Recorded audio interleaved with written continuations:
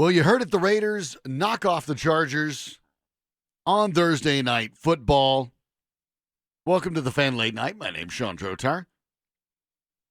Saw a contrast in styles there in Oakland. The Raiders put themselves in an interesting spot. I think they've overperformed from most people's expectations now, given that win. 3-1 at home. Of course, they're leaving there soon enough. Phillip Rivers with 3 picks in that game. Early on, it looked like he wasn't sure which team he was throwing to. He was throwing so badly. So, Chargers find themselves dropping. Raiders get back to 500. And the Broncos win over the Chargers. Not being too particular about it, looks less and less impressive to my mind. This is a Chargers team that is bad. Phillip Rivers, to my mind, is starting to look like he's pressing. I don't know if he's necessarily looking old, but he's pressing.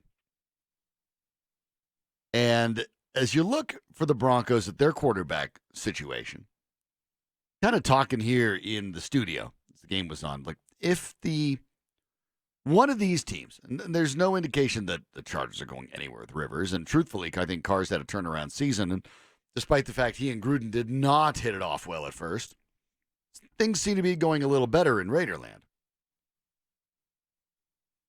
Interest in any of those quarterbacks? Yeah, to me, yes. And I've mentioned it before, Derek Carr, but I think the Broncos missed their chance. Carr is only 28. I think they could have pounced had they have been so bold. Instead of going and get Case Keenum, I think they could have perhaps pounced and pried Derek Carr loose from the Raiders.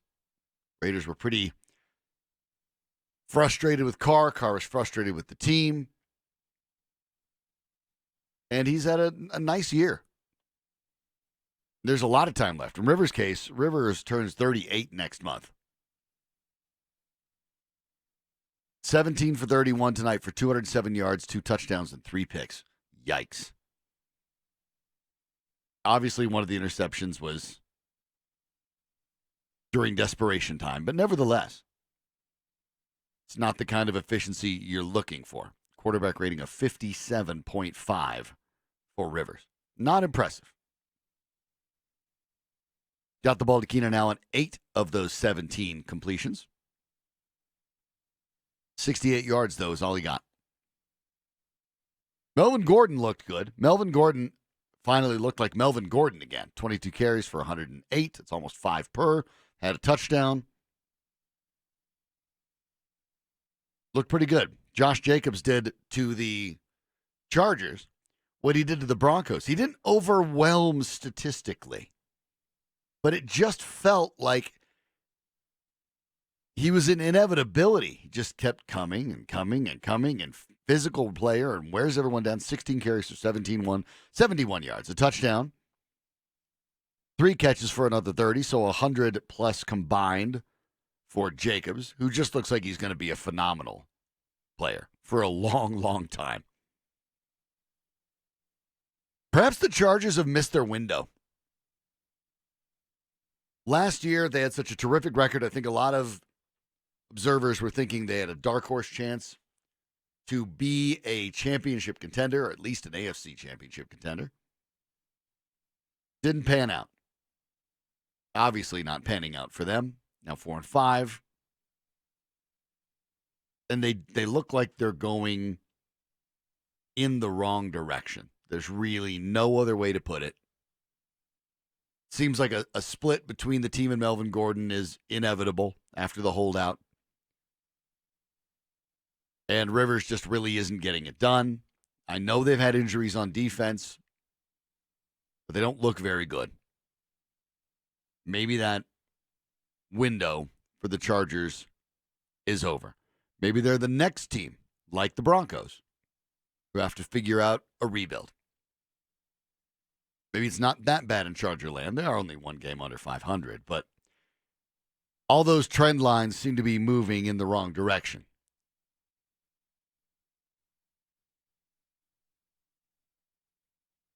We'll see. The Raiders, the trend lines are moving in the right direction again. I wasn't really sure if John Gruden was going to be able to work his magic after that far away. That almost, a decade away. The only other coach that's really done it and been successful was Joe Gibbs. But looking at the situation for Gruden, the truth of the matter is, despite his reputation, he basically has the same career record as John Fox. But Gruden won his Super Bowl with Tampa when Fox lost his with Carolina. So I think that the myth of Gruden has always been maybe a little bigger than the reality. But the truth is, he's got the team going in the right direction. There's no two ways around it. Raiders get the win. They find themselves, in the playoff chase. Somewhere where the Denver Broncos wish they were. They're on bye. They don't play till the 17th. And when they do, it's not exactly must win. We'll take a look at the Broncos at their bye. We'll take a look at what they're doing right, what they're doing wrong. And we'll hear from you. We'll do all of those next.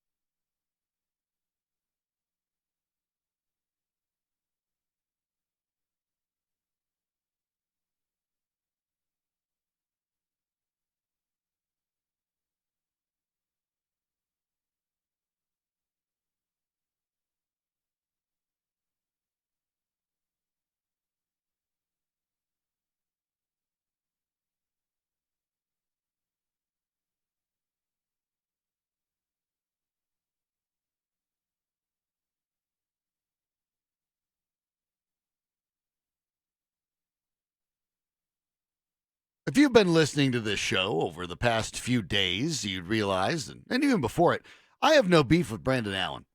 None. I think he played well. I think he played well in the win over Cleveland. I don't think he dazzled me. 40% of his yards came on two big plays, and those two big plays, arguably, to Sutton and Fant, were more the performance of the receivers than the quarterback. But keep in mind, in 8 games, Joe Flacco had thrown 5 picks and fumbled the ball 8 times. Didn't lose all 8, but he'd fumbled 8 times. So the bar was set very low for Brandon Allen. It's a good thing for Brandon Allen. It's not a great thing for the Broncos, but it's a good thing for Brandon Allen. And he exceeded it. He cleared it easily. He took care of the ball. He didn't look panicked. And he put up a decent stat line. So here's the question. He put up that stat line against the Browns. The Browns are, shall we say, less than good. Not one of the league's upper crust. Somewhere down there with the bog people of the NFL. Not impressive. Minnesota Vikings, mind you, are at 6-3. They'd make the playoffs if they happen today. They're better than anyone in the NFC East. They trail only the Packers in the North, and only 3 teams in the entire NFC have more wins. Packers, the Saints, and of course, the last unbeaten team in the league, the San Francisco 49ers. Pardon me, Seattle also has 7 as well. So Minnesota's right in the mix. By the way, Minnesota at home, which is where Denver will be playing them, is 4-0. They're good. Are they the best team in the league good? No. Are they better than the Browns? Oh, yeah. Way better than the Browns. The NFC isn't quite as top-heavy as the AFC. That 6-3 record in the AFC would basically be just below New England. They're good. And they're great at home.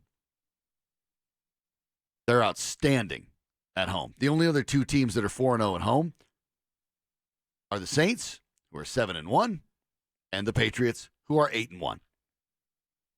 So I ask this. With all the consternation about Drew Lock, when he'll play, when he should play, and I have my own opinions on that.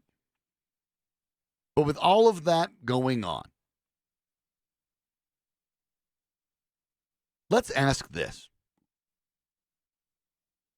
I think Brandon Allen isn't going to carry this team. I think he's going to face a more interesting opponent. But hypothetically, if the Broncos score 24 points again, and 24 is not some earth-shattering number, I know, but for the Broncos, it's a pretty good number. Even after putting up 24 against the Browns, they're still only averaging 16.6 points a game. So that'd be over a touchdown more.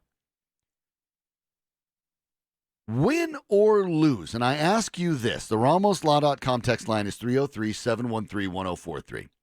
So Broncos country, I ask you this question. Whether the Broncos win or whether the Broncos lose when they come back from the bye on November 17th and take on the Minnesota Vikings. Either way, if this offense puts up 24 points again against a better defense than the Bengals, not talking about Drew Lock, let's talk about Joe Flacco. We've had 8 chances to look at Joe Flacco. As the movie says, he's been found. He's been studied, he's been measured and weighed, and he's been found wanting. Broncos can get out from under Joe Flacco's contract with a $3.4 million dead cap hit if they move on from him June 1st or later, 2020. If Brandon Allen, in his second game, puts up back-to-back 24-point performances on offense, in this case against a better defense, Is it easy enough to say, put Drew Lock aside for a minute? Put Brett Rippon aside. Put anybody you might pick. Put Jake Fromm, Tua, Herbert, Jordan Love. Put them all aside too. If they get 24 points against Minnesota, I think that's enough for the Denver Broncos to say, okay, we don't need to come back to Joe Flacco next year. Period. And, Sean, that's kind of what you were saying with the offense. Mm-hmm. Brandon Allen's mobile. Right. And maybe Scangarello's been – now he can open up the playbook for him. You can at least call the whole playbook. It's funny. How many times did you hear this week, in just this short week, wow, look at all that creativity from Scangarello. Look at all these things he did that we haven't seen before. Do you think he just came up with those plays last week? Of course not. They've been in the playbook all year long. It's that they didn't have a quarterback who could run them. Joe Flacco's not mobile. He can't move. I think if they come out and put up another 20, 24 points, that's pretty much saying, Flacco, start looking for a home somewhere else next year. I've talked about this, well, for weeks, but especially this week.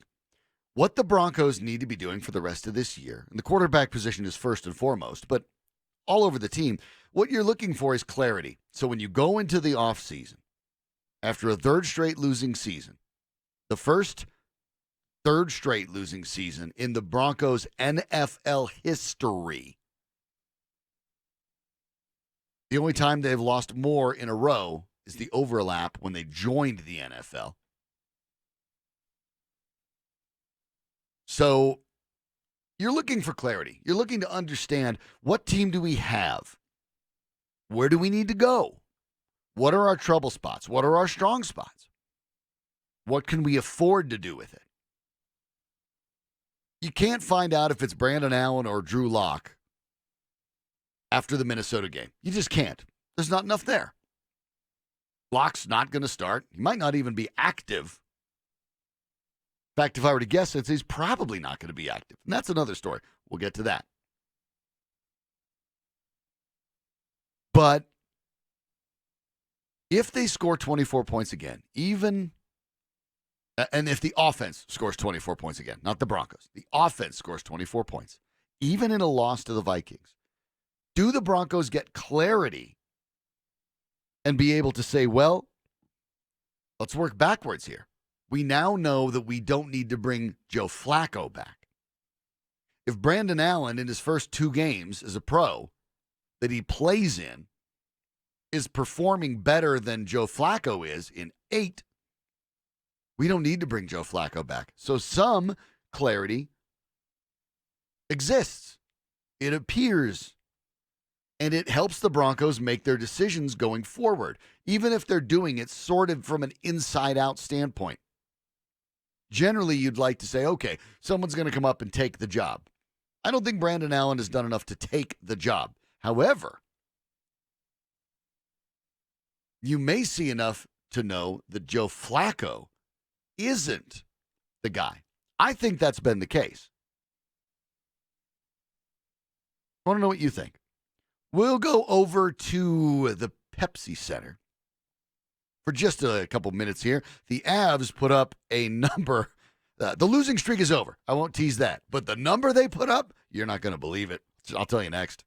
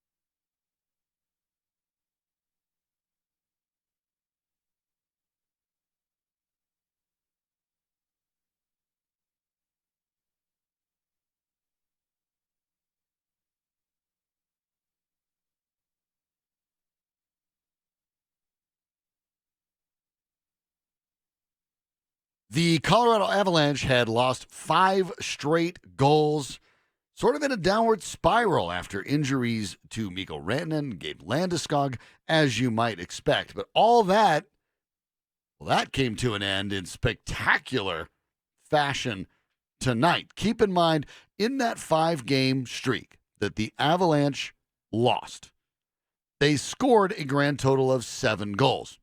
Tonight, in their win over Nashville, they scored 9. Nope, you heard that right. 9 goals. Joining us now is our Avalanche insider, Adrian Dater, courtesy of Bud Light. AD, 9 goals, including in a precisely 8-minute span, 6 of them in the second. Have you seen anything like that from any team? Sean, I don't know what to say, man. I mean, I really don't. I don't know if I can put that into words what we saw tonight. 9 goals, 8 goals, 6 goals in 8 minutes flat. New franchise record tonight. After it was 3-2 Nashville with Matt Duchene scoring, everybody was hanging their head. Looks like another kind of flat, hard luck performance by the Avs.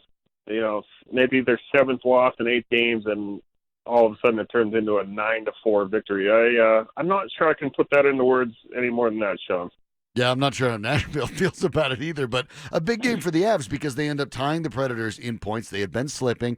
They go ahead and knock off a rival in division. And the scoring was from everywhere. In that 8-minute span in the second, Jonas Donskoy ended up getting the first and the last of those 6 on his way to a power play. He would get the Avs' only goal late in the third period to his first career hat trick. But otherwise, it was Donskoy, Graves, Burakovsky, Nieto, who was shorthanded, and then Calvert before Donskoy again. They got it from all up and down the lineup, and the first 2 in the first period were from Mikhail Makar and Nathan McKinnon. I mean, this is a scoring up and down from everywhere, all sorts of different guys.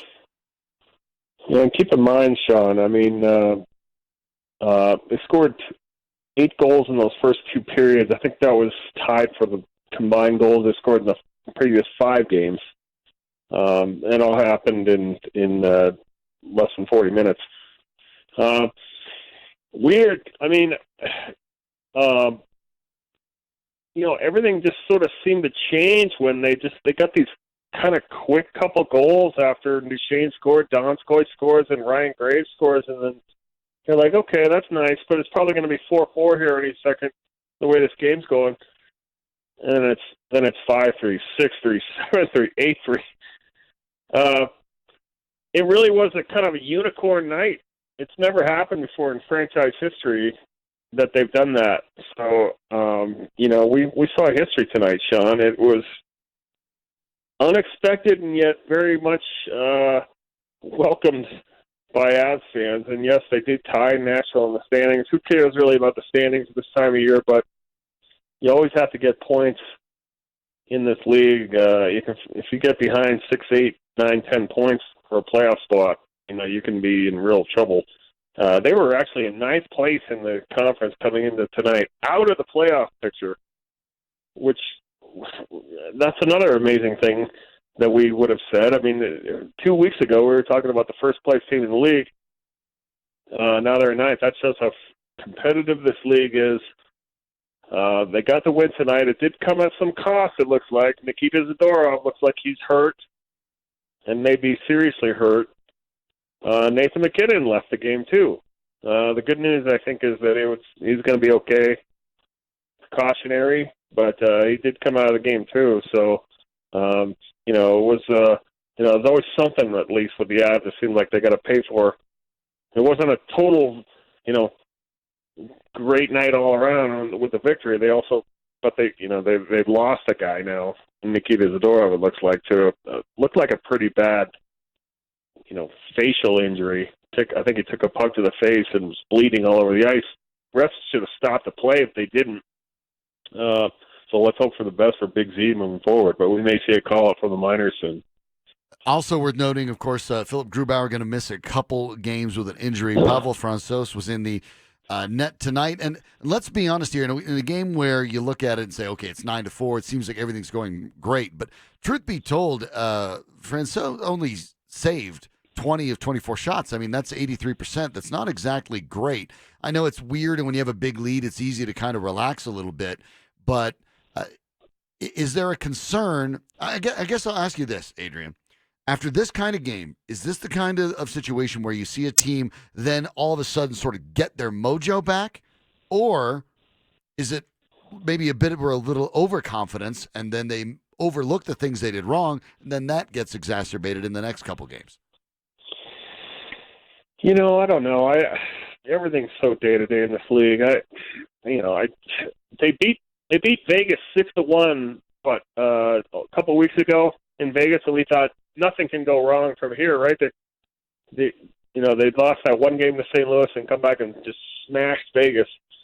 And, basically they lost 4 of the next 5, or 5 of the next 6. So who knows? Saturday night could be, an epic night of frustration. I mean, they could put 45 shots on the Columbus Blue Jackets and get shut out. It's a weird game. It's a funky game to figure out. Usually, though, the better teams average out over the long haul as a winning team. But the thing is, the Avs had like I said, a unicorn second period. Otherwise, though, I mean, I think they were outscored those third and fourth period, first and third periods. Francouz did look shaky in those first 3 goals. I think were kind of shaky, especially that second one by Philip Forsberg, kind of just a whack of a shot from the inside the top of the circle, goes past him. Duchesne scores on a fluky bounce. He was lucky tonight that they scored 6 goals in 8 minutes. Yes, there is concern about Francouz, but they're just going to have to muddle through for another period here with Grubauer now out for another few days probably. Looking at the way that McKinnon played before the injury, I mean, the Avs put up 45 shots. 10 of them were from McKinnon, by far leading the team. Is that probably, to my mind, I looked at it, and you would know better than I would, but I looked at it and thought, you know what? That's a good thing. They're going to focus on him anyway. If McKinnon just sort of keeps the pressure up with this barrage of shots, it's going to still require teams to focus on him, and then maybe one of the other guys can get a little bit of space to be able to act. And it looked like maybe that was the case tonight. Well, yeah. He was great. I mean, I think he had 10 shots on net, and I think he had 15 shots attempted in those first 2 periods. And then he gets hurt and leaves the game and didn't even play in the third. So, unbelievable game for him. He had been a little bit quiet the last few games, but he certainly changed that tonight. He's a leader on the ice. I don't think Nathan McKinnon is a rah-rah guy in the locker room who guys are going to go stand at his locker and try to get advice from. He's really not that kind of guy. But when he leads by example on the ice and he's motivated to play, and which is almost every single night, he's a handful. He's one of the top, at least top 10 players in the league, if not top 5, if not top 3, if not arguably the best, some might say. So he led them tonight. Let's hope he's okay, though. I mean, every time you see him go out of the game, you just hope there's no secondary next day diagnosis of him. I mean, they said upper body tonight. Let's hope it's not some kind of head injury. I don't think it's serious, but boy, if they lose him too, that's our whole first line. So enjoy the win tonight, but it's probably not going to get any easier. It never is in this league. Columbus Blue Jackets come to town Saturday night. John Tortorella and his band of block shots, troops. All they like to do is block shots in Columbus and play a 2-1, 3-2 kind of game. So the Avs are going to have to put this behind them. They got 9 goals tonight, but it's back to 0 against a very tough team Saturday night, and it's not going to be easy.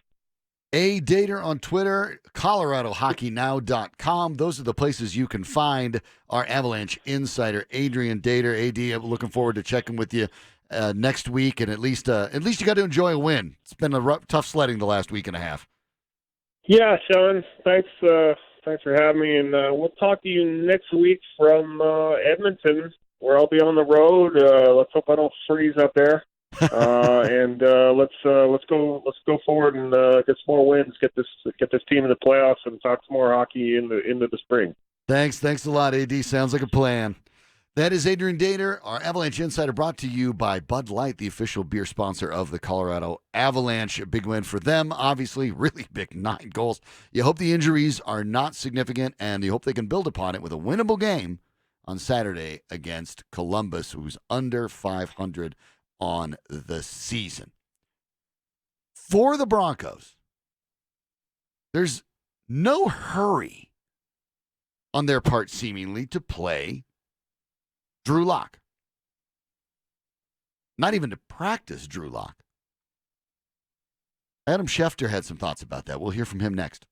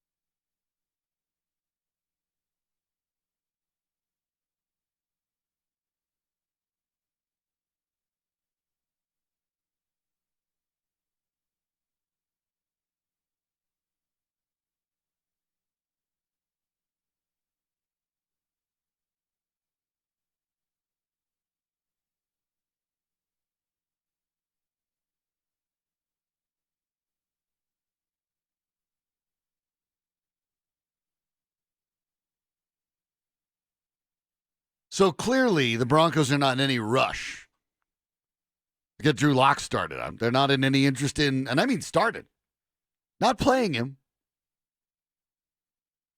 Shades of Allen Iverson here. Not a game. Not a game. We're talking about practice. That's all Drew Lock needs to get it to practice. Broncos don't even want him to practice. That is the Broncos' decision. Make no mistake about it. The Broncos are the ones that have made that call. Drew Lock is healthy. He has been cleared. The Broncos have said that. They have not activated him. Quite frankly, because they don't want to. They say he's not ready. Vic Fangio said he's not ready because he hasn't practiced. He can't practice because he's on the injured list. Okay, it's the Broncos' choice.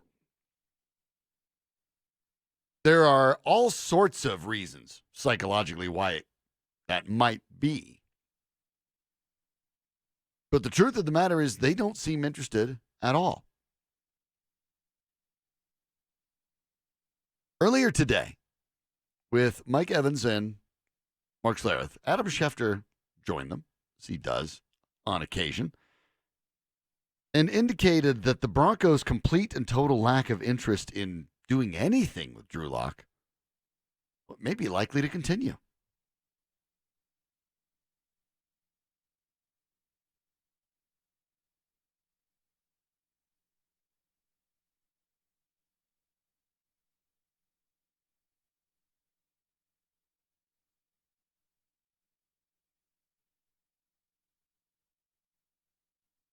There you go. And I don't have a problem with that necessarily. I understand that if Allen keeps winning, sure. I'm not suggesting, I think it's critically important that the Broncos find out what they have in Drew Lock as soon as possible.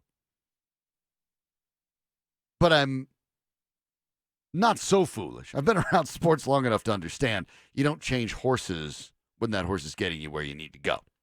If Brandon Allen leads the Broncos into Minnesota and the offense looks great and they win in Minnesota, of course you start him at Buffalo.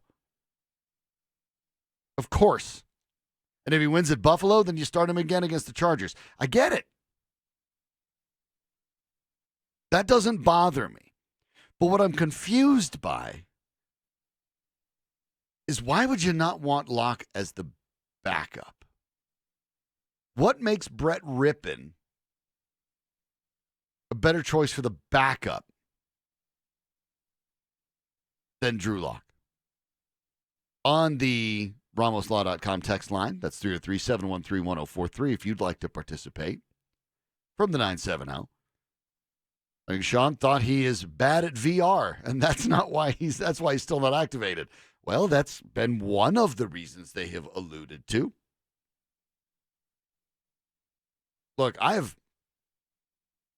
we'll peek behind the curtains here. I've consulted for video games, for sports video games, for a long time. Over 15 years. Almost 20 now. I understand the technology. I'm not afraid of the technology. I think the technology is valuable. I think the technology can be used in a lot of different ways. I don't think the technology is a substitute for practice. And I think the Broncos, who are by the way, one of the last teams to adopt this sort of technology. The Broncos weren't at the forefront of this. This Striver VR technology they've been working with has been around for a few years. And other teams like the Cowboys had it seasons ago. The Broncos are not one of the first teams to adopt it. They're one of the last.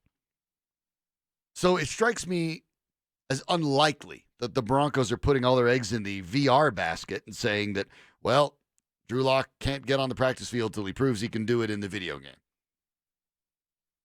They were one of the teams that was resistant to using this stuff. I think that's silly too, but you have to find a balance. So I don't think that's the case. From 303-718, hey, Sean, I have one theory for why the Broncos avoid playing Drew Lock and are so opaque with the situation, far-fetched it may be. Maybe John Elway has fully realized the season was lost and would like a better draft position next year, and they're impressed with Drew Lock and are worried he will win games and hurt their draft position. He wouldn't want to say that publicly that he's tanking or admit he's not trying to win, so they want to come up with excuses of why Drew Lock isn't ready. Well, that is a theory that fits the facts, which is where we start, right? Applying the old scientific method. You remember that back in high school? You come up with a theory that fits the facts, and then you test it. You see if it holds up. It's a tougher one to test because the only person who would really know is John Elway and his staff. But I admit this is possible. Maybe they really like Drew Lock. And I will say this. There has been a lot of discussion to the counter that the Broncos have already decided that Drew Lock can't play. They blew the pick, and they're just trying to move on.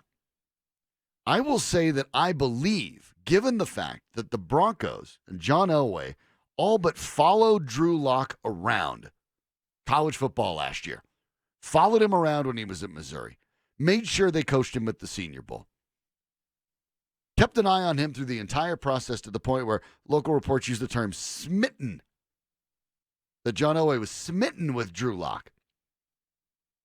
For as much of Drew Lock as they've watched, whether it's on tape or in person, and they've seen him a lot in person, even before they drafted him, I'm going to say that if you're one of the folks who are saying that, okay, on one hand, it's possible that Broncos have already decided that they blew the pick, Drew Lock is terrible, and they're just trying to quietly brush it under the rug and wait for it to go away. Or that they've decided Drew Lock really does look promising. They're excited about his potential, but they just don't want to rush him behind a bad offensive line and in a season that's already lost where you could use the draft picks. That's a more believable theory to me. I think the idea that the Broncos have already decided without even barely practicing the guy, let alone playing, that they're giving up on Drew Lock makes no sense. I don't buy that at all. I could be wrong, but I don't buy it. It just doesn't make sense to me. I know the Broncos have had difficulty evaluating quarterbacks, but they didn't follow Paxton Lynch around like they did Drew Lock. Lock's been scouted before the draft as much as anybody the Broncos have done that with in a while. So I don't think they believe that he's bad and have given up on him already. It is possible that they believe, yeah, you know what? We've seen enough from him that we think he's going to be our starting quarterback in 2020. Or at worst, hypothetically, Joe Flacco's backup, we'll see. I think that the ship has sailed on Joe Flacco, or at least it should have. But John Elway has been rather persistent on two concepts. One, he likes veteran quarterbacks. Two, he likes veteran quarterbacks because he wants to win right now. He's not interested in rebuilding. He's interested in winning while improving. Now, maybe it's not possible to do both at the same time. But I think Elway thinks it is. He said that he believes it is. Said he wants to win now and from now on. No rebuilds. Also once said, we don't rebuild, we reload. I'm going to take him at his word on that. So let's go down that path. Let's say they believe Drew Lock is the guy for 2020. What does that mean for Brandon Allen? What does that mean for the rest of the season? We'll talk about that next.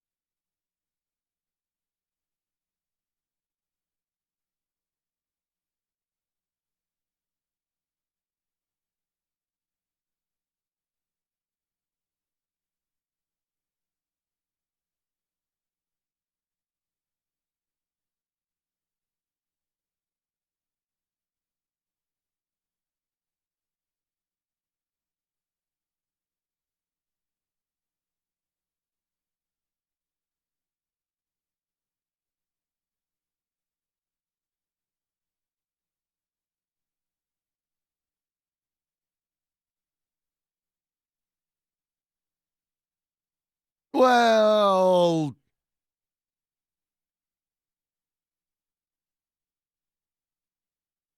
the Denver Broncos aren't going to go with Drew Lock for whatever reason. Sounds like. Not anytime soon. So says Adam Schefter. So say the Broncos, really.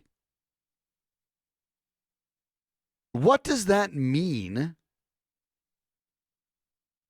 about Lock? The presumption around town here is that it means that the Broncos have already given up on Drew Lock. Heck, you heard it on the commercial for the station.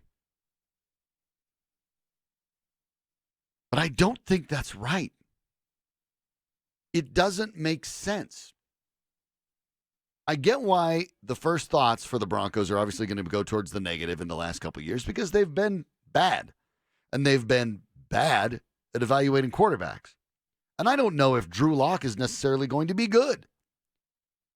But we know that the bar is low, right? We know that. People have been going gaga over Brandon Allen in his one game in which he was okay.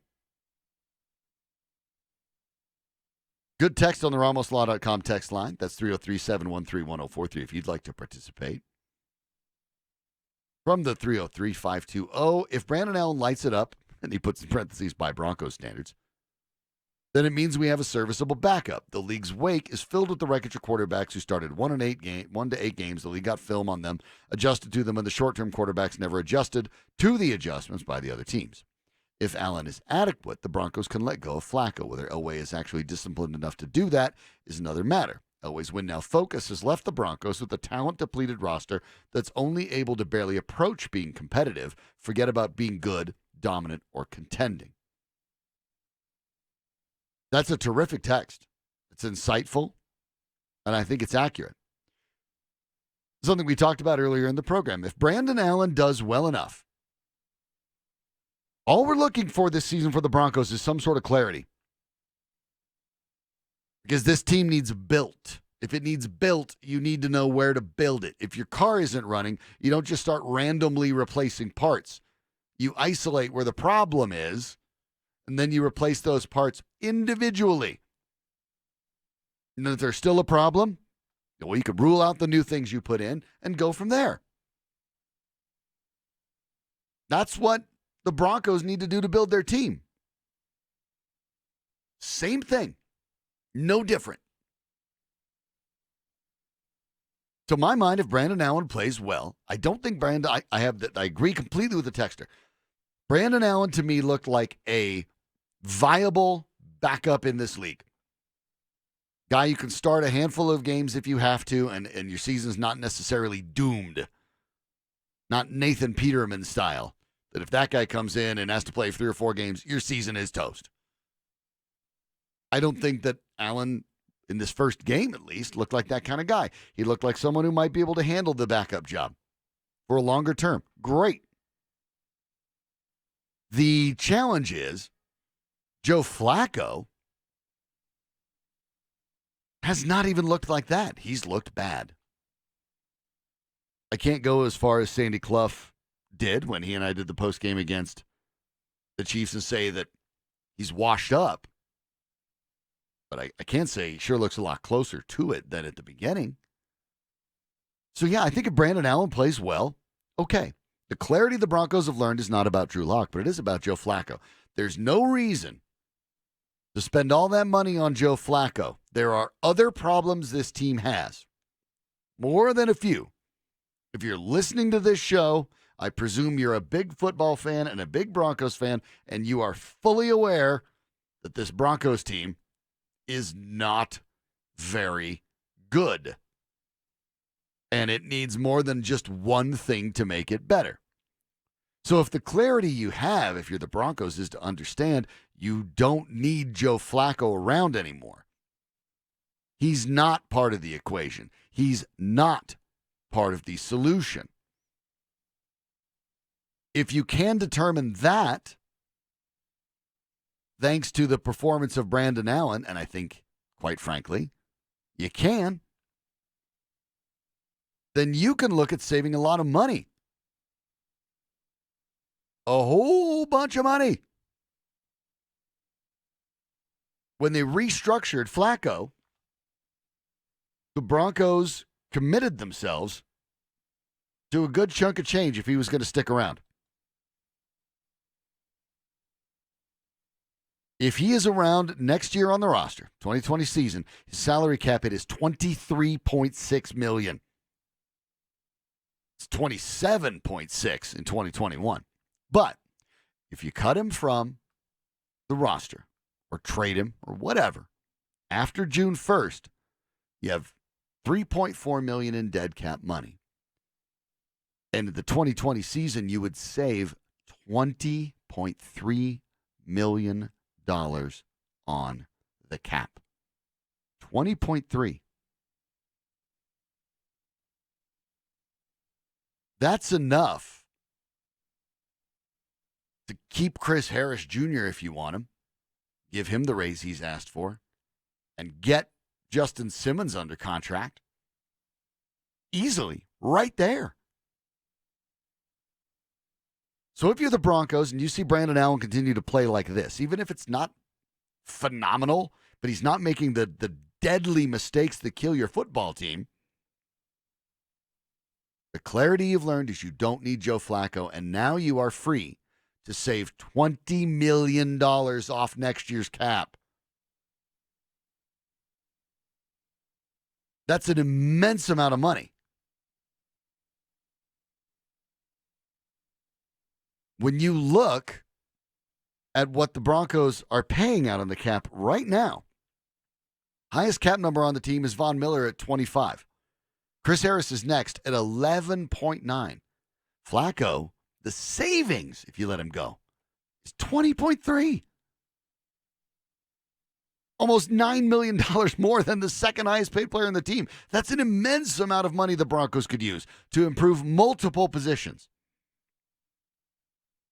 If you're a Broncos fan and you want this team back to being a playoff contender, quite frankly, you want this team to move away from Joe Flacco as soon as they possibly can. And you want them to be comfortable with that decision. You want them to know it's the right decision to make. Brandon Allen can't solve all the quarterback problems. I don't think he's the long-term starter. I think he's auditioning to be a career backup in the NFL instead of bouncing around from team to team to team like he's done. He's on his third team in 3 years.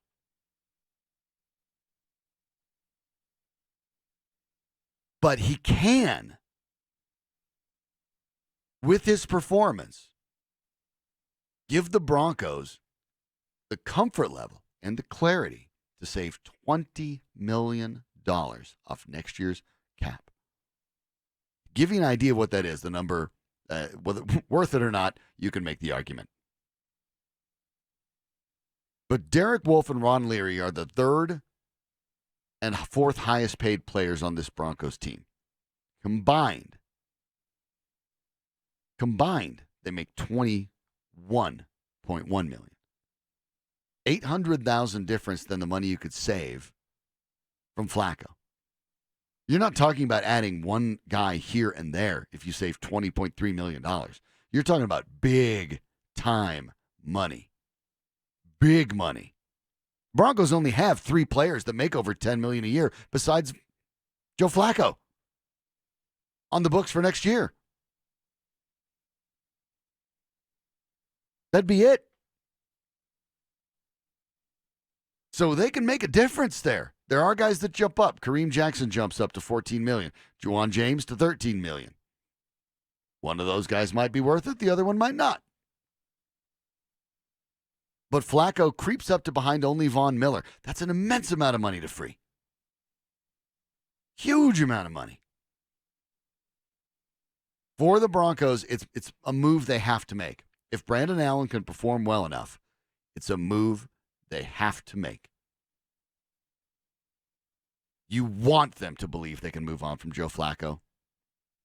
And with a couple more performances by Brandon Allen, regardless of Drew Lock, they can do that. Our stat of the night is next.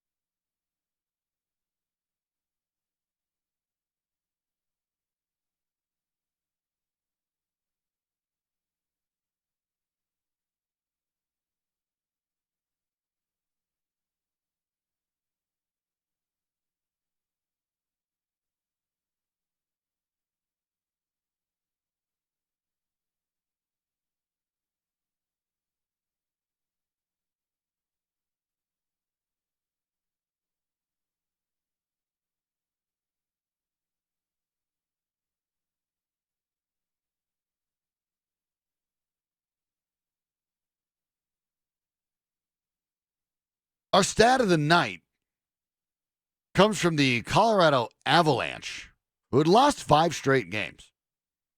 Sort of reeling after the injuries to Mikko Rantanen and Gabe Landeskog. In that 5-game losing streak, they had scored a grand total of 7 goals. Well, they broke out of that in a big way because they scored, well, I'll just let LeBron tell you.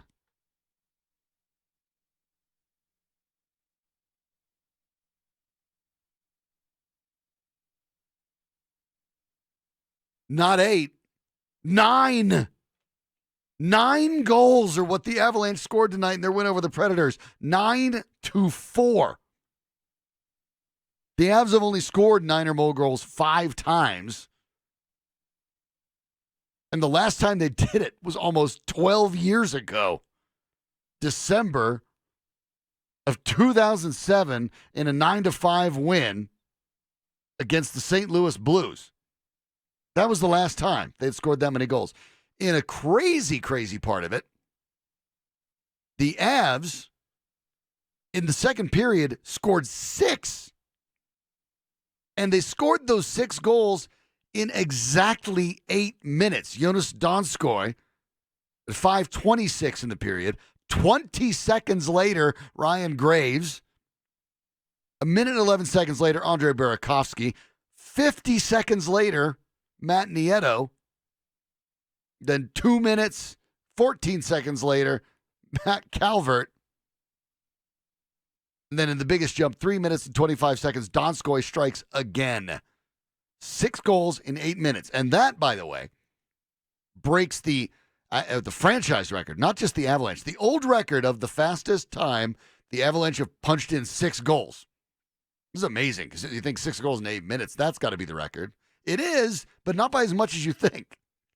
The Quebec Nordiques, in an 11-7 win against Washington in 1981, scored 6 goals in 8 minutes and 6 seconds. The Avs beat that by 6 seconds. In that game, by the way, back then, Peter Stastny, Anton Stastny, yes, that's Stastny family. 2 are brothers, 2 are playing on the Nordiques at the same time. They won 11-7. Peter and Anton Stastny each had 8 points. 8 in that game. Say what? Yeah. Peter Stastny had 4 goals and 4 assists, and Anton had 3 goals and 5 assists in that game. And the Avs broke that record. 6 goals in 8 minutes with 5 different guys scoring. One of them was even a shorthanded goal. Wow. It's just one game. And it's probably not something you'll see duplicated very often. If ever, really. I mean, the fact that the old record was 806 is remarkable. But maybe that's what gets the Avs back on track. We know this is a good hockey team. No hockey team as a fluke starts out with 7 of their first 8 games as a win. And they had 8 of their first 10 before the injuries hit and they lost 5 straight. It feels to me like this is the kind of game. Donskoy had his first ever hat trick. Nathan MacKinnon had 4 points, but you expect it from MacKinnon. But Ryan Graves had 3 points in this game. Matt Calvert had 2 points. Burakovsky had 3 points. Matt Nieto had 2. Even Vladislav Kamenev had a point. I mean, everybody got in on it. Out of the Avs skaters, among all their forwards, only 2, Nikushkin and Bellemare, were the only 2 forwards who didn't get a point tonight. That's it. Everybody else got at least a point. Among defensemen, only Barberio and Zadorov. Zadorov unfortunately got hurt. Kind of an ugly injury. We'll have to follow up with that. He got hurt after playing only 7 minutes. But the Avs dressed 20 skaters, right? That's what you do. All but 4 of them had points. And it's perfect. The Avs now tied with Nashville for second in the Central, trailing St. Louis by 5. The concern when you're missing Rantanen and you're missing Landeskog is the idea that where's our scoring going to come from? What are we going to do without those guys? Well, if you're Jared Bednar, this is the game you go to and like, hey, guys, yeah, we know. You can score. It's great to have those guys, and we'll be delighted when we have them back. But you guys can go out there and score. You can do it. You don't need just to rely on that top line. Donskoy's out there getting 3 goals. He's got 8 already this year. Burakovsky, he got 3 points. They can do this.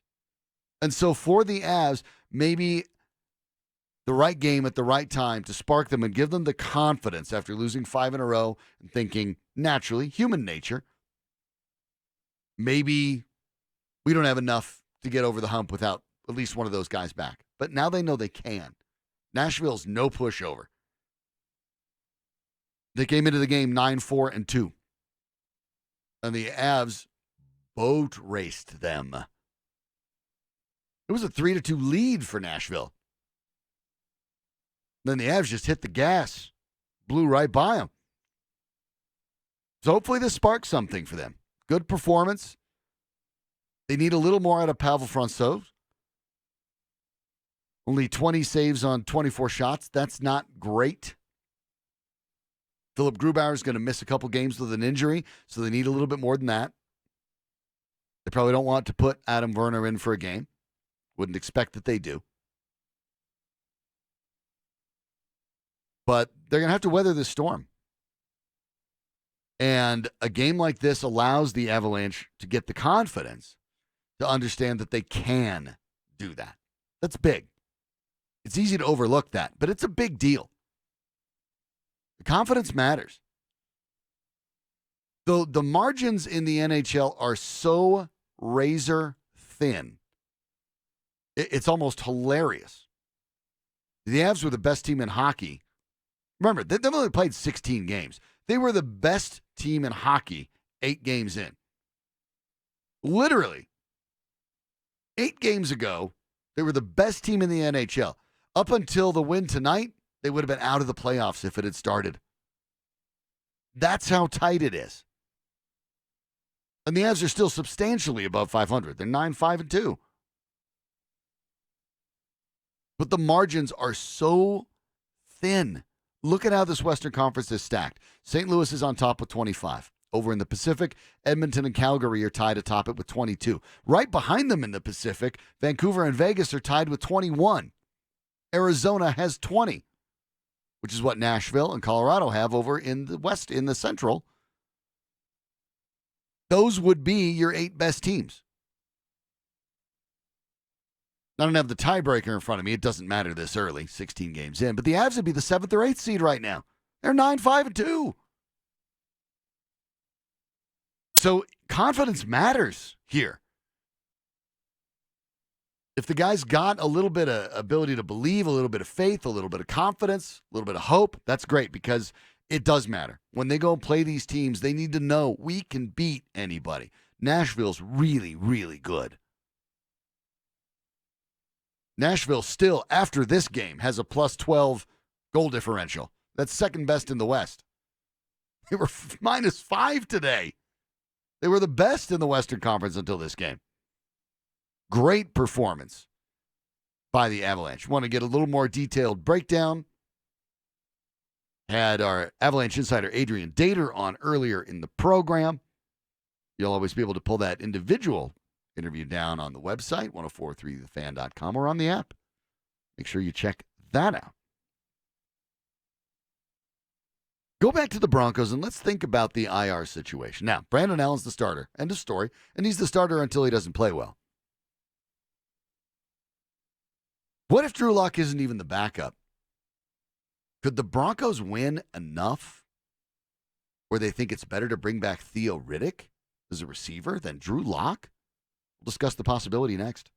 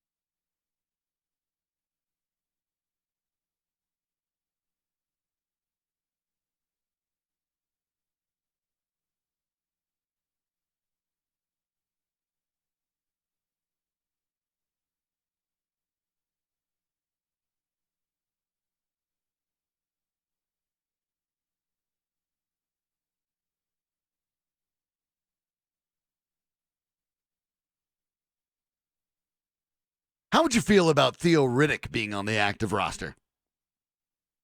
The Broncos have a shortage of receivers. I think that's reasonably fair to say. By reasonably, I mean entirely fair to say. You look at their receiving chart now that Emmanuel Sanders is gone. Leading receiver, of course, is Cortland Sutton. 44 catches for 692 yards and 4 touchdowns. Their next leading receiver is Noah Fant. 23 receptions for 300 yards and 2 touchdowns. Their next leading receiver is Royce Freeman. 27 catches for 181 yards and no touchdowns. And then Phillip Lindsay. 25 catches for 160 yards and no touchdowns. And then their 5th leading receiver is finally a wide receiver, Deshaun Hamilton, 11 catches for 106 yards. As fans will also remember rather clearly, no touchdowns.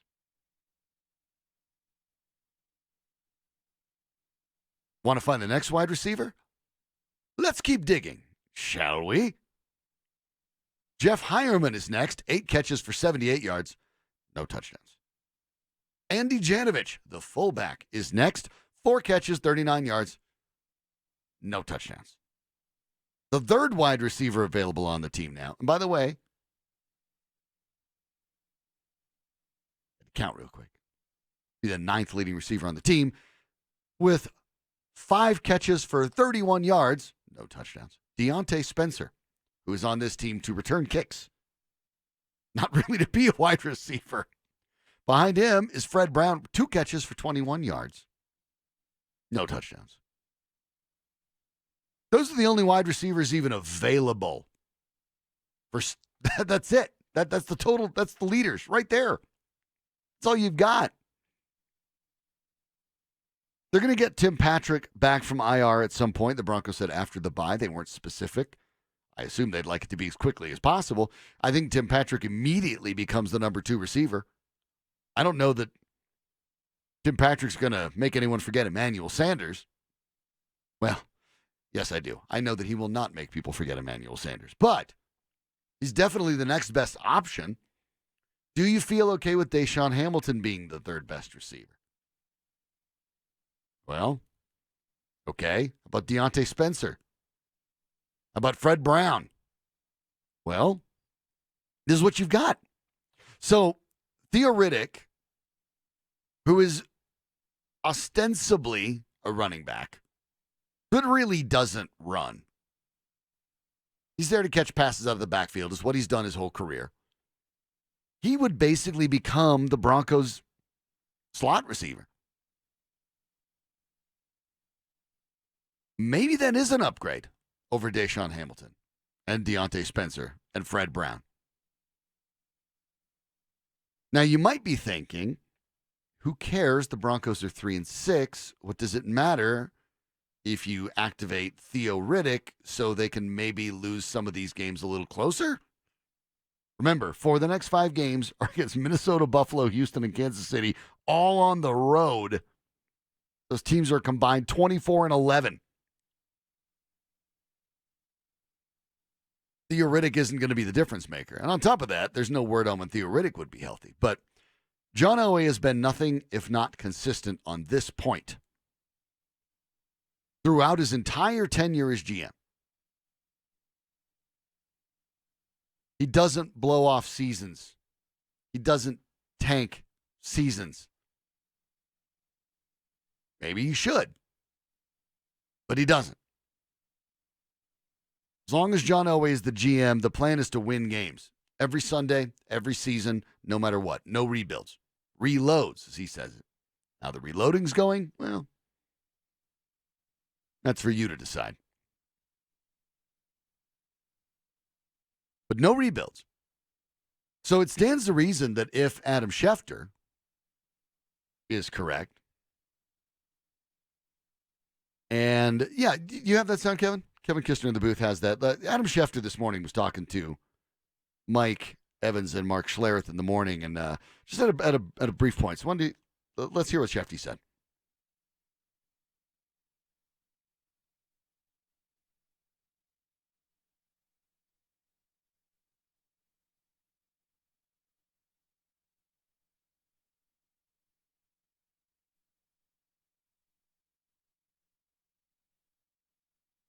Not in any hurry to turn to Drew Lock this season. You can parse that a couple ways, meaning that at the moment in this season, at this juncture in this season, they're not interested in going to Drew Lock, or you could parse that and say they're not interested in going to him in the 2019 season at all. That actually does sort of fit with John Elway's MO. Wants to win as many games as he can right now. You could make the argument, given the paucity of receivers on this team, that Theo Riddick would be able to be an immediate upgrade. Be hard to argue that he wouldn't be if he's healthy. Yes, he has to get a rhythm with the quarterback, all those sort of things. I get it. But if you're going to ask me, given their career resumes, whether I have more faith in Theo Riddick or Fred Brown, I'm picking Riddick. Theo Riddick or Deontay Spencer, I'm picking Riddick. Theo Riddick or Deshaun Hamilton, I'm picking Riddick. Heck, Theo Riddick or Tim Patrick, I'm picking Riddick. The second most productive receiver on this roster is a rookie tight end. And he's actually racking up big-time yards for a rookie tight end. Could land in the top 10 of all time for rookie tight ends. Well, he has 300 yards. Courtland Sutton needs help. If the Broncos are really going to pull the plug on Drew Lock for 2019, for whichever reason, like I said, I don't believe it's because they don't think he can play.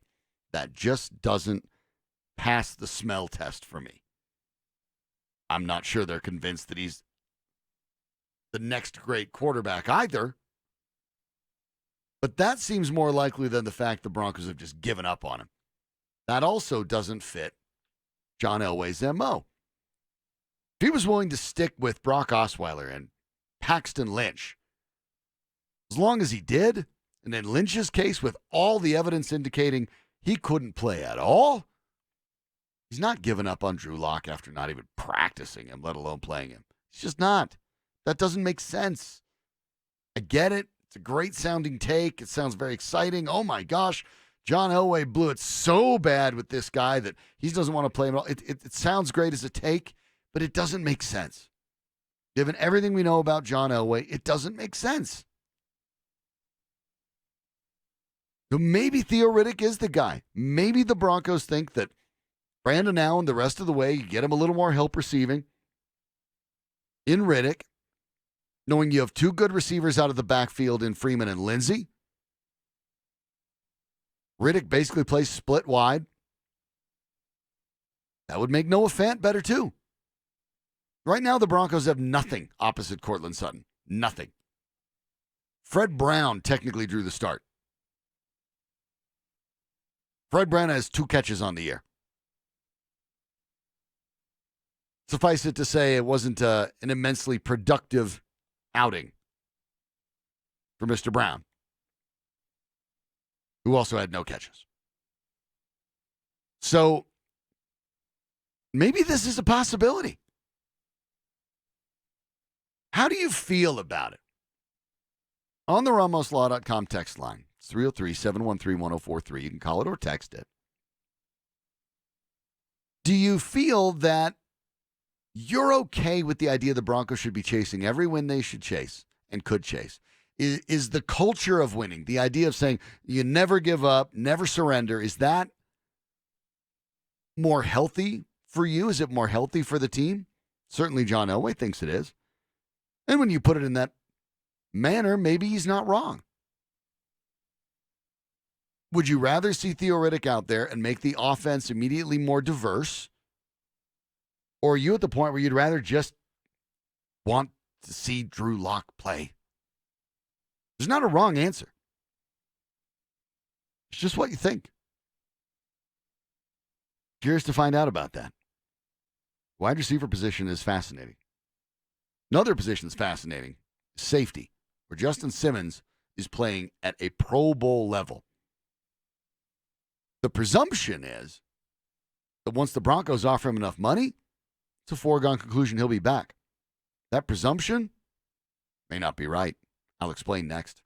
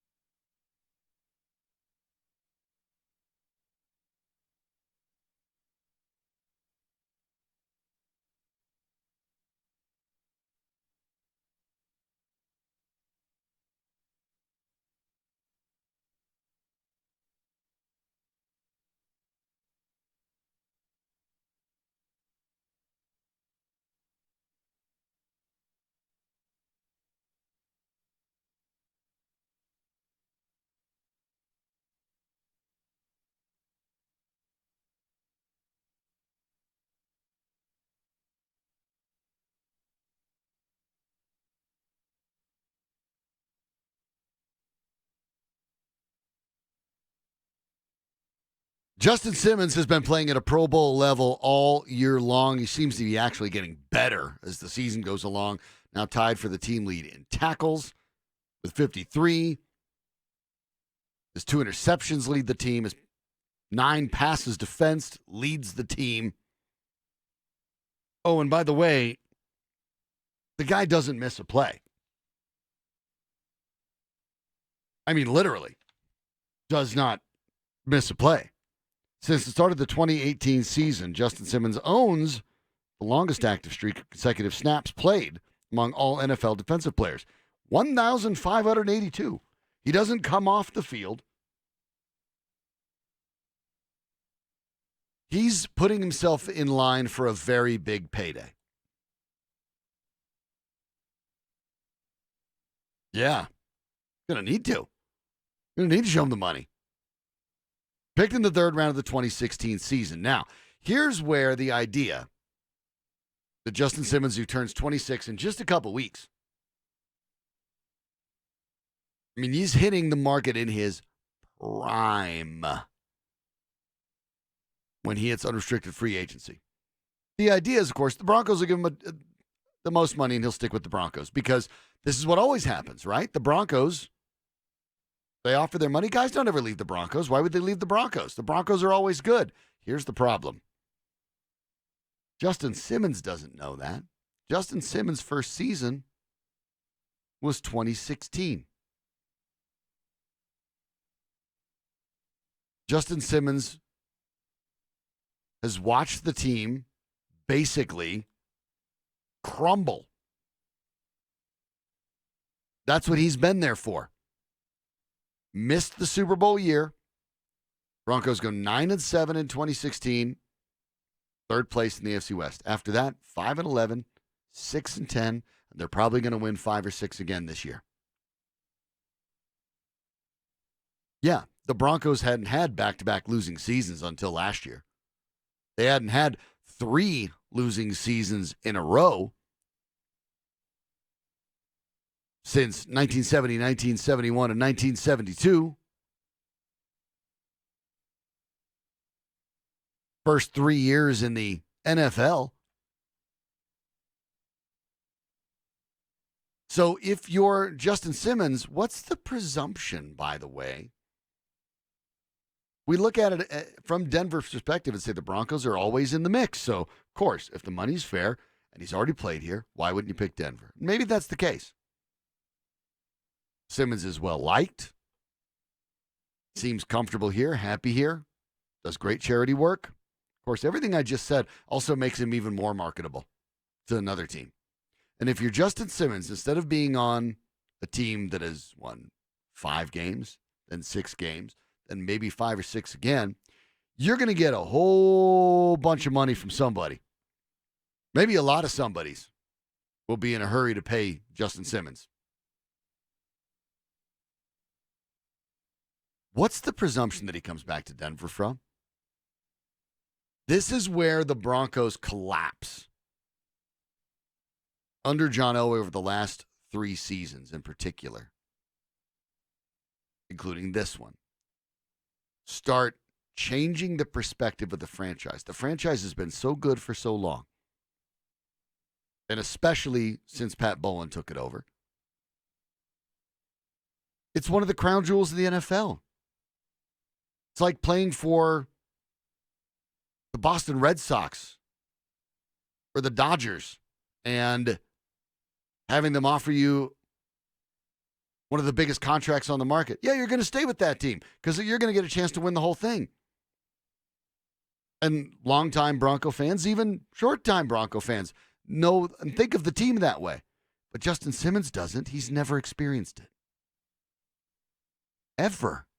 9-7 is the best it's been for him. And he's likely going to spend this winter looking at it and saying, even that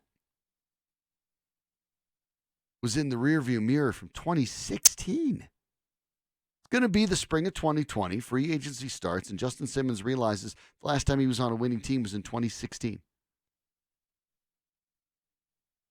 It's going to be very appealing to look at all the offers. This is one of the things. The Broncos may have moved around the money for Joe Flacco to take care of a couple of free agents. Andy Janovich was one. They did. Justin Simmons is the next most significant one. They did. Will Parks is also there, too. Might be that the Broncos, if they think they can do it now that he's injured, they might want to see if they can get a reasonable deal with Will Parks' insurance. I know Parks would like to start somewhere, and the truth is with 32 teams, he probably is good enough to start a few places. But don't assume that the Broncos are just going to get Justin Simmons back.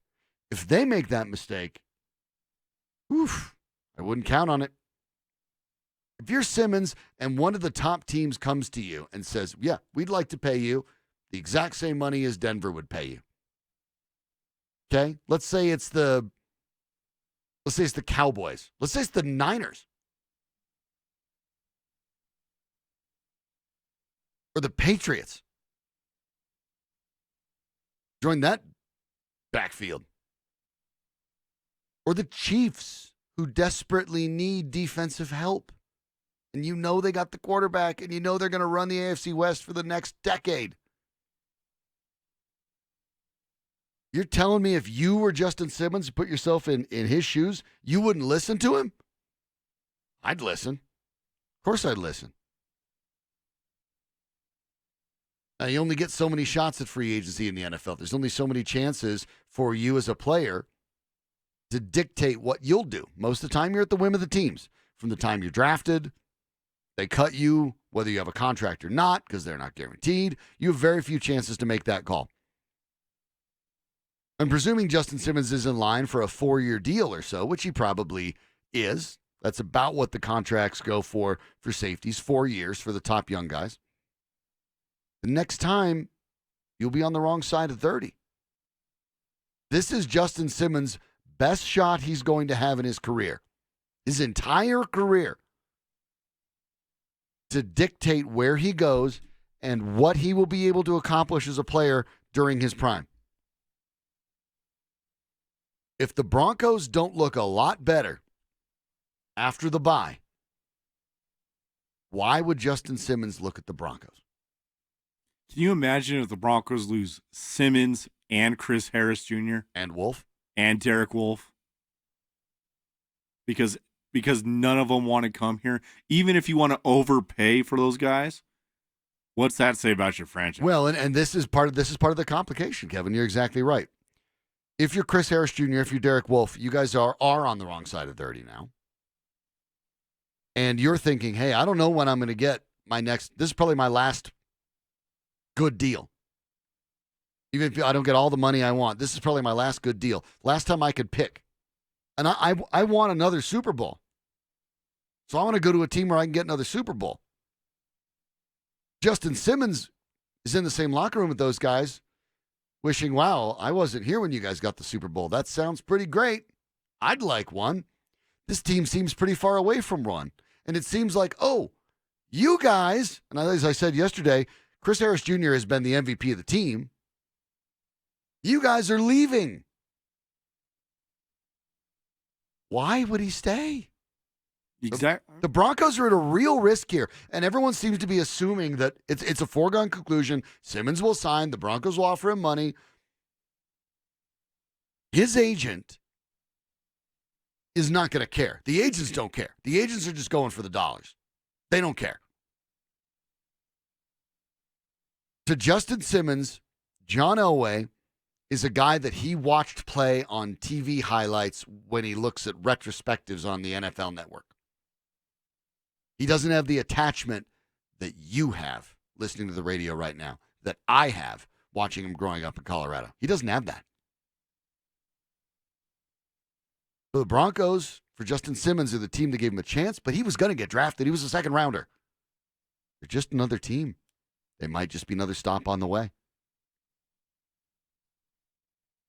That is a scary thought. Broncos beat Cleveland on Sunday. Cleveland has had better days. Not many. They're Cleveland. But I'm going to share one with you. Time Machine is next.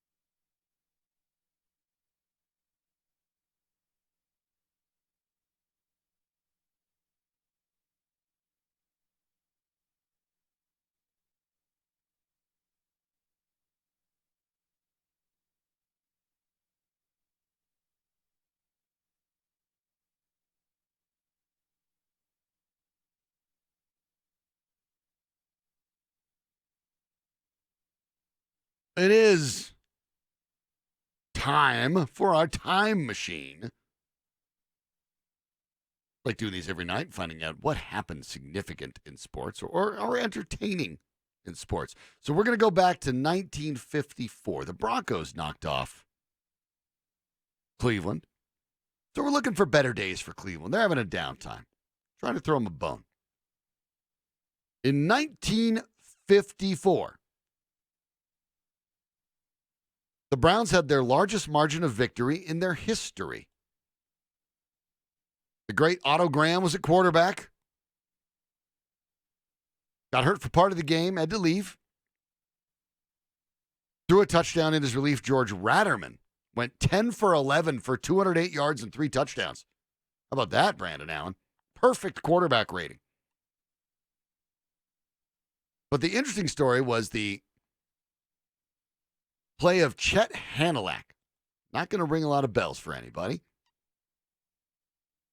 In a game where there were an awful lot of punts, Chet Hanalak set the record for the Browns, who still stands 7 different punt returns.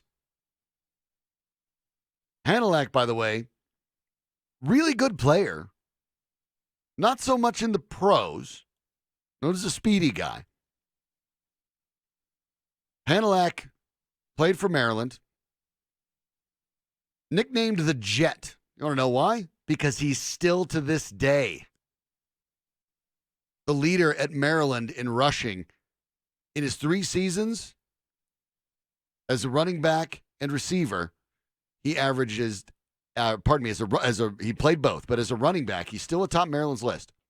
He averaged 8.13 yards per touch as a running back over his career. 8. Whoa. That game sets the Browns record for punt return yardage, for number of punt returns. For all of that, as the Browns maintain their largest margin of victory, toppling Washington 62-3. Going to be pretty hard to beat that margin of victory. 59 points. Washington scored their field goal in the second. Cleveland, here is their point. It's about not letting off the gas. This is like a college game, right? 13-0 after 1. 27-3 at halftime. Think, well, call off the dogs. Nope. Paul Brown, the coach of Cleveland. Nah, let's just put 35 more on him at the second half. 35 to zilch in the second half to walk away with it 62-3. Back on November 7th, 1954. See, Cleveland's had better days. You just have to go back, 65 years to find them. That's our time machine tonight. It's a good one. I did dig that one up. I had to find something that I kind of like there. And Hanalak out in Maryland. Whew. Yeah, I think your name is the Jet when you average 8.1 per touch. Whoa. And that was a guy playing in the 50s. Yeah. Thanks, John Gruden.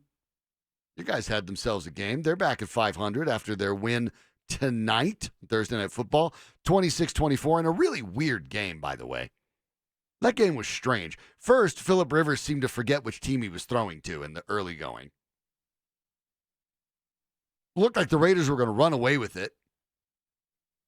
And then they didn't run away with it. Chargers kept kind of just weaseling back in. Eric Harris has 2 picks. Could have had 3, by the way. One went right through his hands. The record's 4 in a game, so that was pretty impressive. Raiders score with 1:02 left as Josh Jacobs runs through the defense of the Chargers. Missed the... Daniel Carlson had a rough day. Now, granted, his career long is 50 yards. He missed a 53-yarder. Okay, you can sort of live with that. But then he missed the extra point. 26-24. Chunks the extra point. So now, Chargers have a chance to go down and win that game with the field goal. As Phillip Rivers put it on that final drive, quote, "We had 8 snaps and went no yards." And that's how you end up losing a football game. They did have their chance. That last segment, by the way, Rivers incomplete, Rivers incomplete, Rivers incomplete, Rivers incomplete on fourth down, but a penalty to defensive holding keeps it going. Rivers incomplete, Rivers incomplete, Rivers incomplete, Rivers intercepted. Yikes. I'm one of those guys that believes that Phillip Rivers is overrated. I know that's an unpopular take. I think he's an aggregator when it comes to the most passing-friendly era in history. I think he's hung around long enough to rack up a lot of stats, and that's good.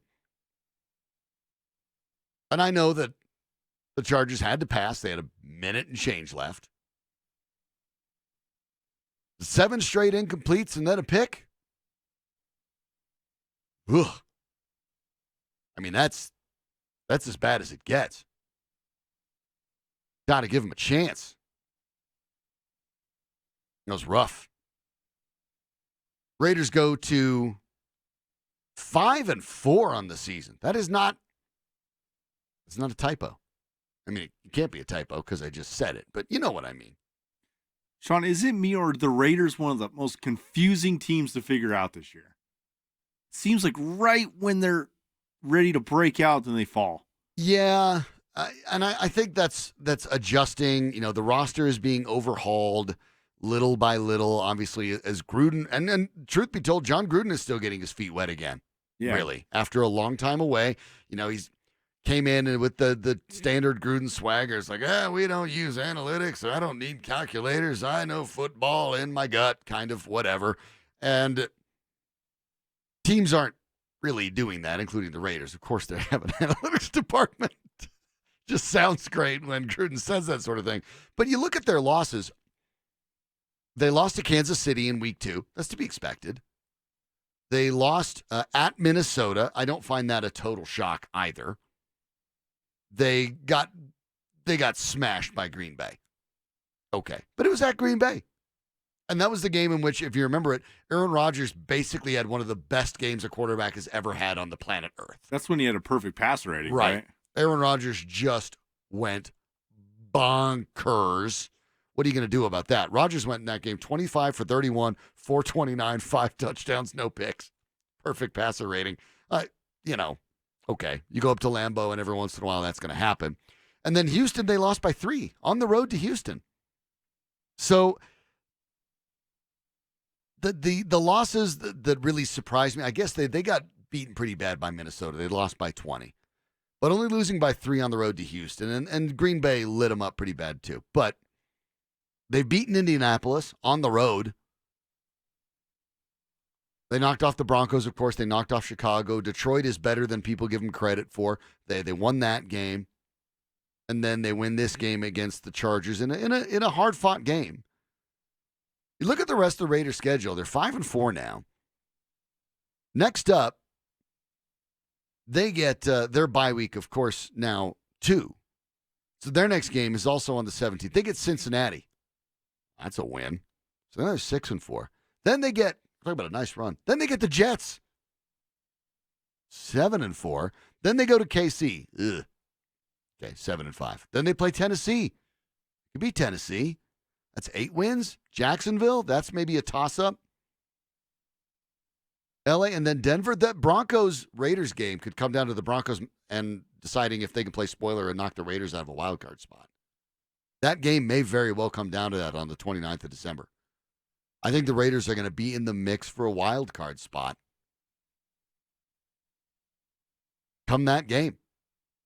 The Broncos might be able to wreck that for the Oakland Raiders. In their last game as the Oakland Raiders, mind you. Last game of the regular season. If they keep them out of the playoffs, that's it. Las Vegas Raiders after that. Man, it took me a while to get used to the Chargers being in L.A., and now I have to deal with the Raiders being in Vegas. I guess it's easier because we've been preparing for it. Well, and I've already, let's see, they were the Oakland Raiders, then they were the Los Angeles Raiders, then they were almost the Irwindale Raiders, and then the Oakland Raiders, but then the Los Angeles Raiders again, and then the Oakland Raiders, and then Las Vegas. So I guess I'm used to changing names of whatever Oakland is. And they were almost the San Antonio Raiders. So I'm used to it with the Raiders. I was hoping for that one, San Antonio. Oh, I think it's going to be fun in Vegas. Well, yes. All of us Bronco The Riverwalk's fans. nice in San Antonio. I get it. Everyone knows that. I get it. But the pools in Vegas are a little funner. Vegas, Vegas is going to be special. There are certain days I'm not going to want to sit in those seats, thank you. Third-degree burns just sitting down on your seats when it's 114 degrees. I assume they'll close the roof. But, whew, can't get out of that sun. The Broncos enter their bye week. I think it's a good time to do it. The question is, how can they capitalize on it? The Broncos have a lot of changes, a lot of young players. They're not going to practice. Is that a mistake? They have 5 players starting on their defense that were undrafted. Did they blow it on that one? Or did Fangio do it right? What players have to make sure that they don't let their hot streak stop at the bye? We'll talk about that next.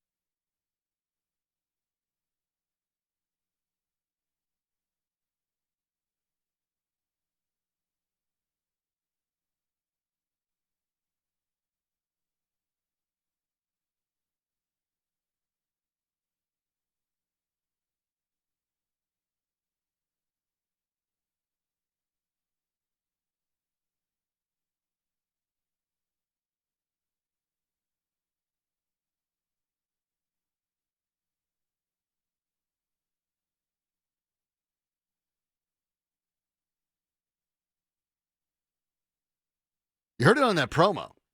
Major Waddles, the Penguin, is coming to town. Not just Santa, Major Waddles. I now wish I had a pet penguin. Well, I mean, obviously, wish I had a pet penguin, so I could name him Major Waddles. But I guess it's already named. So could I use Colonel Waddles, Lieutenant Waddles? That kind of works. That's awesome. Somebody deserves some creativity points for that. The Broncos started 5 players. Not all were undrafted, like I said, I apologize, but players that were new to the team this year. And new to at least significant performance. Alexander Johnson was on the team last year, but no significant playing time. Johnson, of course, has been a revelation. Took 96% of the snaps against Cleveland.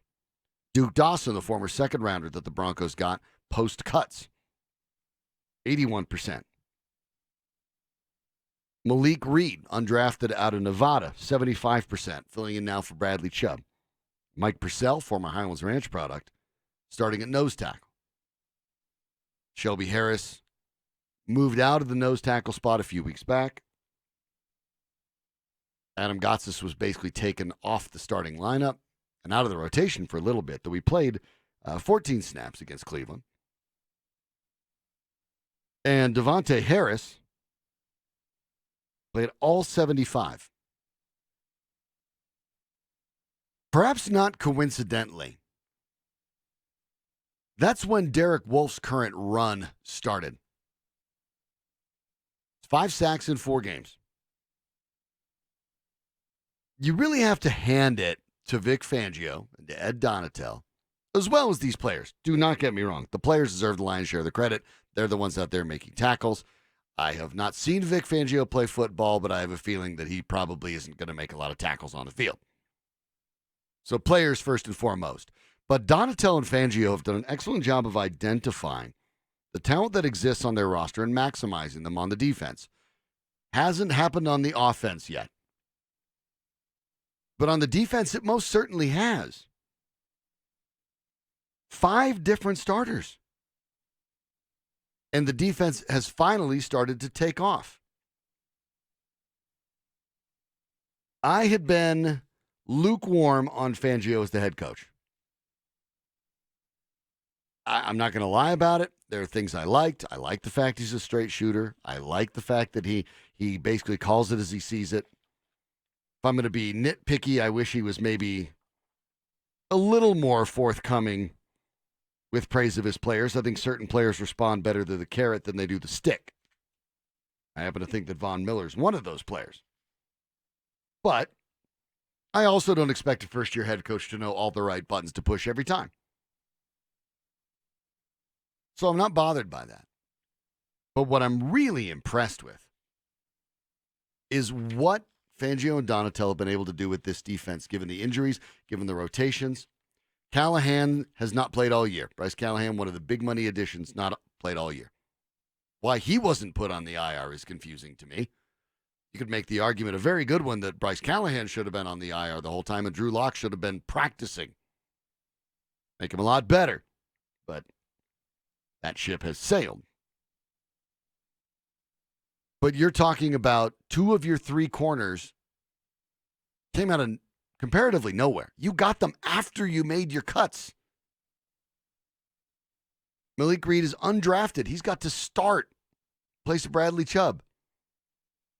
Then the rotation of Purcell, who's bounced around a few places. And Alexander Johnson. It would have been fair to suggest that the Broncos' defense was ready to fall off a cliff. With that many new names, all having to come in a very short amount of time. The fact that they were all incorporated so efficiently and so effectively is really remarkable. It speaks very, very well to Fangio's coaching acumen. We knew he was good on defense. And we knew Ed Donatel was pretty good on defense, too. Not taking him out of the equation. But this Broncos team on defense now is 4th in net yards per game, 5th in yards per play allowed, 9th in points per game allowed, 4th in net passing per game allowed, And then the really big ones, 7th in allowing the third down conversion rate, only allowing that at 34.2% of the time, and 2nd in the league in red zone touchdown percentage, allowing that 37% of the time. The only knocks you could have on it, the only things in which they're not very good, is the takeaways. Their 7 takeaways ranks 27th in the league. Not very strong there. That's the only knock, though, really. And given the massive overhaul mid-season that had to happen, I'm impressed. I'm impressed. Now, of course, that's one of only 3 phases of the game. If you're looking for any significant statistic in which the Broncos are in the top 10 in the league on offense, good luck. Let me know when you find one. They're not. They are bottom 10 in the league in net yards per game, yards per play, net passing yards per game, interceptions thrown, sacks allowed, third down percentage, red zone percentage, and most importantly, points per game. Broncos offense is abysmal. That's why Brandon Allen came in and looked adequate, and adequate looked comparatively amazing. But Fangio was brought in to be a defensive coach, to make sure that the defense stayed steady. And rather amazingly, he hasn't really had problems stopping the decay. As a matter of fact, talk about Dawson. Talk about Reed. You talk about Johnson or Harris. These are guys with maybe more years ahead of them than behind. So the Broncos are shuffling to being a younger defensive team, in some cases substantially younger, and they're not falling apart in the process. That's really impressive. Now, it could be greatly tested. If Chris Harris leaves, if Derek Wolfe leaves, if Justin Simmons leaves, if all 3 of them leave, which is a real possibility, okay, that's going to be tough. But I have reasons for hope with this. I'm impressed with what Fangio and the Broncos have done on defense, given what they were given. They have found guys and put them in a position to succeed, even knowing that some of them may not be. I highly doubt the Broncos found nearly half a dozen Pro Bowlers just scraping around their roster. I don't think that's what's happened. I think what's happened is that they've done a great job assembling what they've got, putting them in a position to succeed, and that is good coaching. Give them credit. Thanks to Kevin Kistner in the booth, as always, making everything work. Thanks to Adrian Dater, our Avalanche insider, for coming on and breaking down that spectacular 9-4 win for the Avs. Nuggets play tomorrow. We'll break that down with our Nuggets insider, Matt Moore. Until then, I'm Sean Drotar. You can follow me on Twitter, @SDrotar. It's SDROTAR. This is Sports Radio 104.3, The Fan.